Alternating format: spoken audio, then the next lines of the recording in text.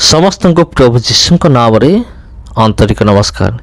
प्रिय भाई एवं भौणी माने आज भिडियो मध्य आमे गोटे एमिति गोटे विषय देखा जोठी गोटे जगह प्रार्थना चलुची गोटे जगह उपासना होची। प्रभु जीशुंकर लोक मैंने उपासना कर बसिकी जनक घरे प्रार्थना होची किंतु से विरोधी माने पहुँची जाउछंती। पहुँच जाकि जय श्रीराम नारा लगाउछंती आ पुलिस को खबर दौरान आउ से मिथ्या आरोप लगाऊँ से धर्म परिवर्तन पर। तो गोटे विषय मुझे कही रखुची एमानकर किसी काम धंदा ही नहीं।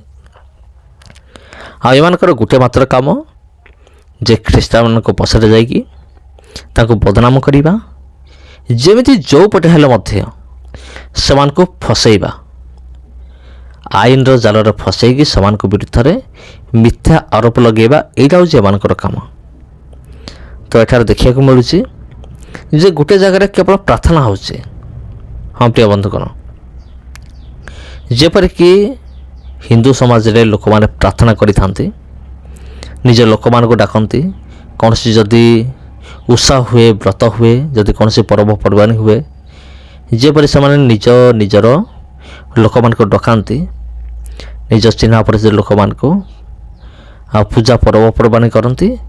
आमर ख्रीष्टान लोक मैंने भी ठीक से हीपरी से कौन करती गोटे गोटे घर एमती प्रार्थना हुए। प्रार्थना हेले से निजे प्रार्थना करे सहित निजर चिन्हा परिचित जो मैंने अन्य ख्रीष्टान लोक मैंने आसती से डकैकी से घर भितर से प्रार्थना करें। किंतु यही सब देखिकी विरोधी माने से हुए तो जानी शुणिकी एमती करुँचे जे ना आगे आम प्रार्थना करदेबू ना, प्रभु जीशुख्रीष्टर काम ये आम करदेबू ना, प्रार्थना करदेबू ना, एठार कौन सी उपासना हेब ना। आउ से पुलिस को खबर दियंती जे एठारे धर्म परिवर्तन होची। तबे प्रिय बंधुगण, आज पर्यंत वर्तमान सुधा कौन सी भी जगह धर्म परिवर्तन हो गला बोली कौन से प्रमाण ही नहीं। एबे सुधा कौन से प्रमाण बाहरनी जे यही जगह एतिक जन धर्म परिवर्तन करदेले, टंका नेले धर्म परिवर्तन कले। केवल अभियोग होइछि, केवल थाना पर्यंत कथाटा जाइछि, आउ थाना को सेमान को निया मध्य जाइछि, किंतु कोर्ट रे ए पर्यंत प्रमाणित हेई नाही जे धर्म परिवर्तन हो गला बोले। तबे प्रिय बंधुगण, ये विरोधी माने जो माने असंति ख्रीष्ट विरोधी माने वर्तमान सुधा से माने एमिति सब काम से माने करि चलुचंते। तबे आपण कौन कहिबे एमानक विषय रे? आपणकर चिंताधारा कौन अछि? कमेंट माध्यम रे आपण निश्चय जणाइबे। और यही भली व्यक्ति निमंते आपण निश्चय प्रार्थना करिवे विशेष करिकी। तबे प्रिय बंधुगण, ख्रीष्ट प्रिय भाई एवं भौणी माने जदि आम बाइबल देखिबा निर्यातना ताड़ना ये समस्त विषय पूर्वर ही रही आसी। आ प्रभु जीशुख्रीष्ट निजे कहले जे जदि तुम जगत अछ तुमको ताड़ना घटब, जगत तुमको निंदा करुचे ता पूर्वर मत निंदा करुचे। आ जगत तुमको प्रेम करूना ता कारण हूँ तुम माने जगत उत्पन्न ही ना, आ मु तुमको जगत मध्य मु मनोनीत करी। आ जदि तुम जगतर ही था तेबे जगतर लोक तुमको प्रेम करता, तुम्हें तांको लोक बोले। किंतु जगत तुमको प्रेम करे ना कारण तुम्हें जगत उत्पन्न ही ना।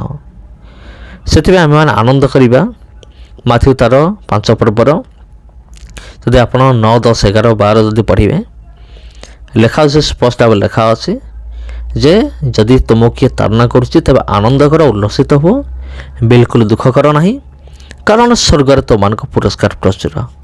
समस्त ख्रीष्ट प्रिय मोर आंतरिक नमस्कार।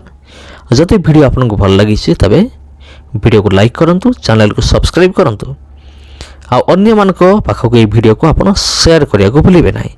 समस्त ख्रीष्ट प्रिय मोर आंतरिक नमस्कार।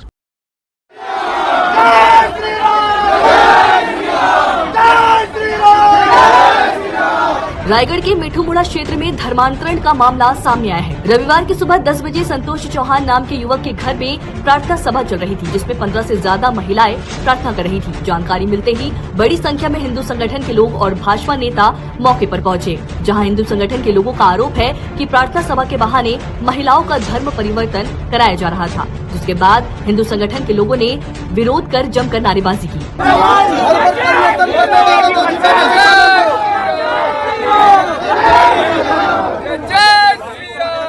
हमें सूचना प्राप्त थी कि यहाँ पे धर्मांतरण प्रार्थना के बहाने धर्मांतरण किया जा रहा है और हमने लगातार रेकी की। आज जब सुबह हमको सूचना मिली कि मिठूमुड़ा के पास में संतोष चौहान के घर में काफ़ी तादाद में महिलाएं हैं और जिनका धर्मांतरण किया जा रहा है, जब यहाँ पे हम पहुँचे तो रोड तक की आवाज़ें आ रही थी।